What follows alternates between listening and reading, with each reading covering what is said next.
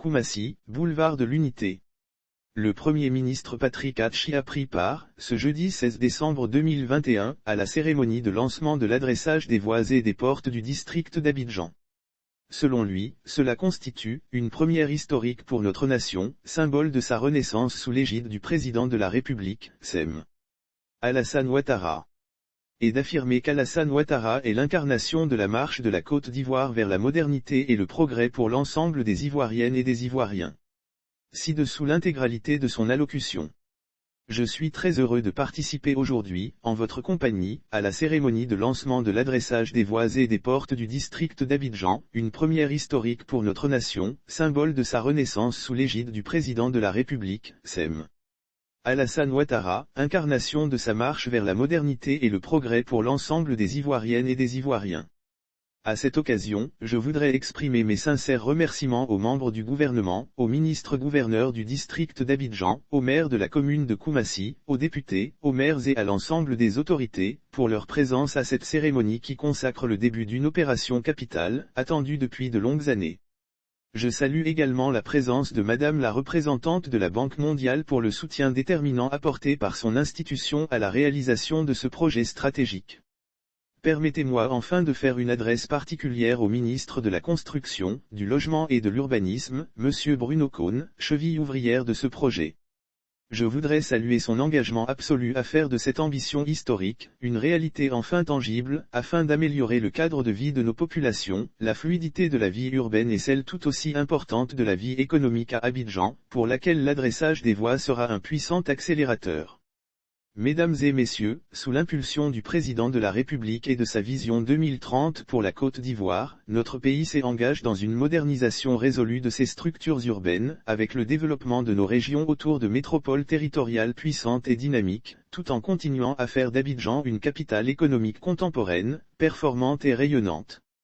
L'ES constitue un élément clé du renforcement de la citoyenneté de notre société et de la compétitivité de notre économie.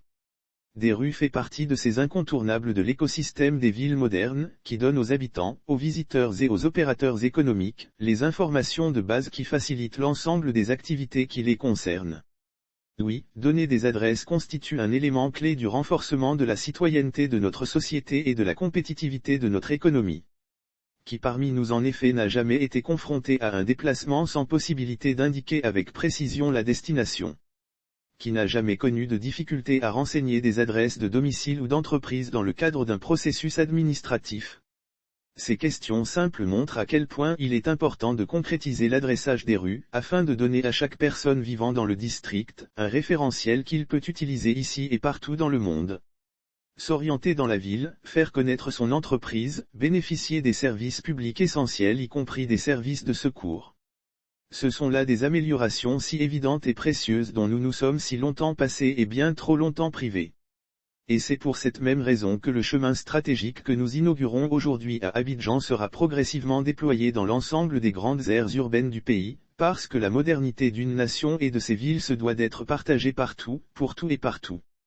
Le Premier ministre Patrick Hatchi Mesdames et messieurs, à l'heure du numérique, et de cette société d'ouverture, de liberté, de rapidité et d'efficacité qu'il façonne, nous souhaitons que ces informations publiques et stratégiques soient largement partagées avec la population et l'ensemble du secteur privé. Sans cette large diffusion, l'adressage resterait alors un sujet confidentiel, d'experts et sa portée de transformation, de mieux vivre et de mieux être serait inachevée.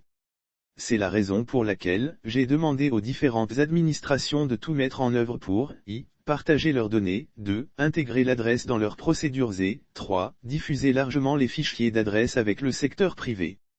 L'utilisation du numérique va décupler les impacts de l'opération, stimuler la compétitivité de nos entreprises, confirmer la position d'Abidjan comme hub économique de la sous-région, permettre à nos administrations centrales et locales d'être plus efficaces et d'apporter plus rapidement les services les meilleurs à la population.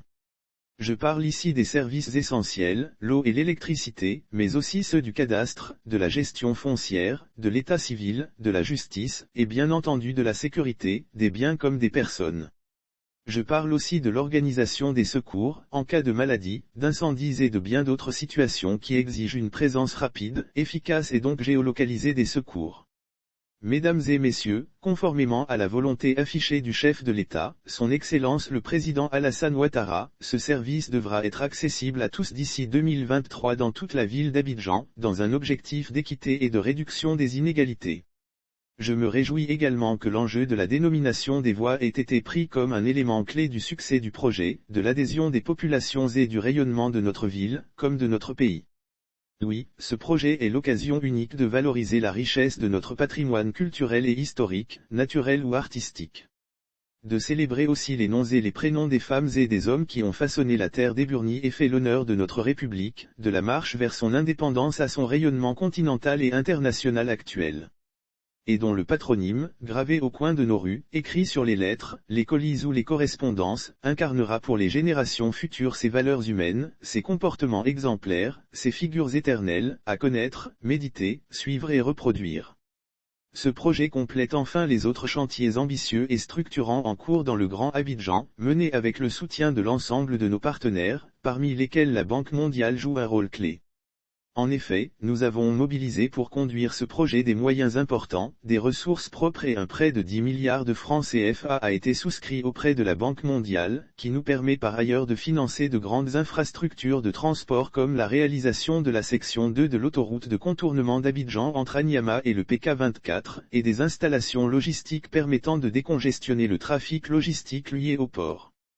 Nous avons par ailleurs engagé la modernisation de notre dispositif de gestion foncière et cadastrale sur le Grand Abidjan, avec la mise en place du SIGFU, pour lequel nous avons mobilisé près de 19 milliards de francs CFA auprès de la Banque publique d'investissement française.